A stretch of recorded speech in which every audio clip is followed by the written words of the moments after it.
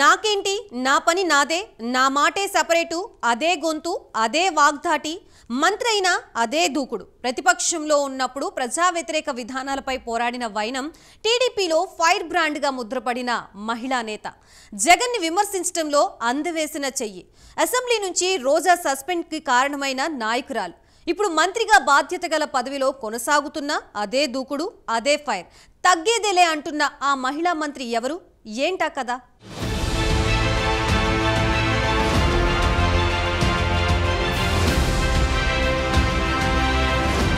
AP హోంశాఖ మంత్రి Vangalapudi Anitha Telugu Desam party మహిళా విభాగానికి అధ్యక్షురాలిగా నాటి వైసీపీ ప్రభుత్వంపై నిరంతరం పోరాటం చేసిన నాయకురాలు. తనదైన శైలిలో విపక్షంపై విరుచుకుపడేవారు. 2015లో శాసనసభ నుంచి నాటి ఎమ్మెల్యే రోజా సస్పెండ్కు కారణమైన నాయకురాలు. ప్రస్తుతం హోంమంత్రిగా బాధ్యతలు స్వీకరించారు. అయినా ఆమెలోని దూకుడు ఏమాత్రం తగ్గలేదు. ఆమె మాటల్లో అదే ఫైర్ కనబడుతోంది. హోంమంత్రిగా బాధ్యతలు చేపట్టిన వెంటనే మొదటి సమావేశంలోని తన సహజ సిద్ధమైన శైలిలో మాట్లాడారు.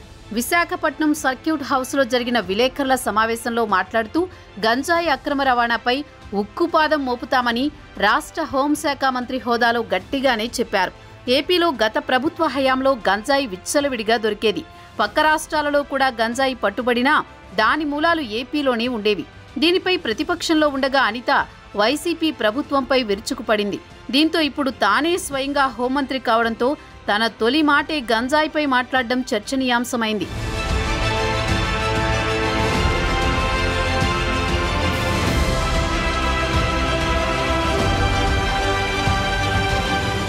గత ప్రభుత్వ హయాంలో విశాఖలో విచ్చలవిడిగా గంజాయి వ్యాపారం తరలింపు జరిగిందని తీవ్ర ఆరోపణలు వచ్చాయి. విశాఖలో హింసకు ప్రధాన కారణం గంజాయి అని, కర్రీ లీవ్స్ పేరుతో ఆన్లైన్ ప్లాట్ఫామ్లో విక్రయాలు జరిగాయని ఆరోపణలొచ్చాయి. గత ప్రభుత్వ నిర్లక్ష్యం వల్ల, విధానాల వల్ల 1230 మంది గంజాయి కేసుల్లో ఇరుక్కున్నారన్నారు.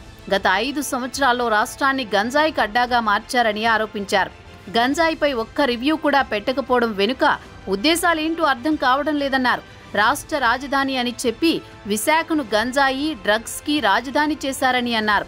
గంజాయిని అరికట్టడంలో జిల్లా ప్రజలు, పోలీసులకు సహకరించాలని ఈ సందర్భంగా అనిత కోరారు. గంజాయి కేసుల్లో ఉన్నవారికి రాజకీయ సిఫార్సులు చేయమని, వారిని క్షమించే పరిస్థితి లేదని చెప్పడంతో గంజాయి సమస్యపై తాను ఎంత దృఢ సంకల్పంతో ఉందో చెప్పకనే చెప్పినట్లయింది.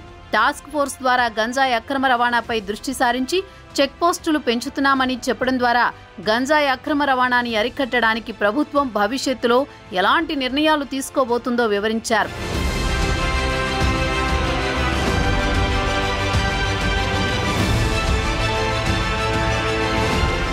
విశాఖ నగరంలో ఉన్న సీసీ కెమెరాలు పనిచేయకపోవడంపై కూడా హోంమంత్రి అనిత కీలక వ్యాఖ్యలు చేశారు. విశాఖలో ఉన్న 1700 సీసీ కెమెరాల్లో సగానికి పైగా పనిచేయకపోవడం విడ్డూరంగా ఉందని అన్నారు. 3 నెలల్లో ప్రక్షాళన చర్యలు చేపట్టి గంజాయిని అరికడతామని ధీమా వ్యక్తం చేశారు.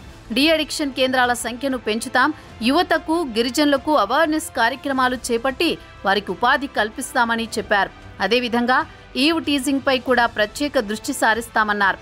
గత ప్రభుత్వ హయాంలో చాలా మంది యువతులు అదృశ్యమైన సంఘటనలు జరిగాయి. దీనిపై అప్పట్లో జనసేనాని పవన్ కళ్యాణ్ కూడా నాటి వైసీపీ ప్రభుత్వంపై సంచలన ఆరోపణలు చేశారు. దీంతో ఇప్పుడు దీనిపై దృష్టి సారిస్తున్నట్లు హోంమంత్రి అనిత చెప్పడం ఈ సమస్యపై ఆమెకు ఉన్న దృఢ నిశ్చయాన్ని తెలుపుతోందని రాజకీయ విశ్లేషకులు చెబుతున్నారు. అవసరమైతే డ్రోన్లను ఉపయోగించి గంజాయి తోటలను గుర్తించి అవసరమైన చర్యలు చేపడతామని చెప్పడంతో గంజాయి సమస్యను రూపుమాపడంలో గట్టి చర్యలు ఉంటాయని తెలుస్తోంది.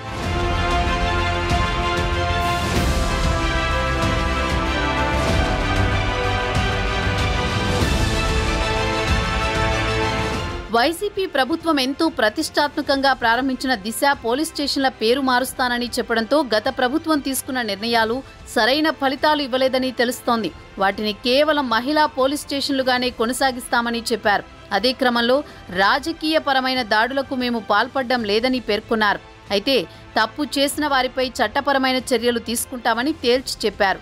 ఒక టీచర్గా పిల్లల్ని సరిదిద్దిన విధంగానే వ్యవస్థను కూడా సరిదిద్దుతానని ధీమా వ్యక్తం చేశారు. ఏది ఏమైనా అనిత హోంమంత్రిగా బాధ్యత గల పదవిలో ఉన్న తన సహజ సిద్ధమైన వాగ్ధాటిని మాత్రం వదల్లేదని రాజకీయ పరిశీలకులు చెబుతున్నారు. రాబోయే రోజుల్లో ఇంకా ఏ విధమైన చర్యలు తీసుకుంటారో, విపక్షంపై ఎలాంటి దూకుడు ప్రదర్శిస్తారో వేచి చూడాల్సిందే.